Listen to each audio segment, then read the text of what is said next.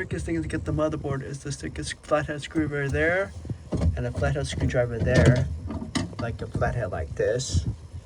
Stick it in there, both sides, and then this tab will come out on both sides. You get access to the motherboard. Because my compressor down there,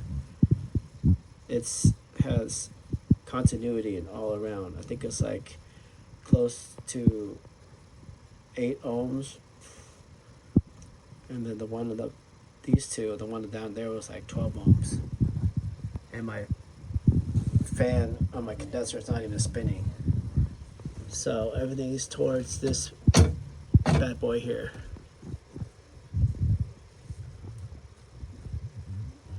I wonder if I can bypass something to see if I can just make it come alive, knowing that the motherboard is bad and everything else is running.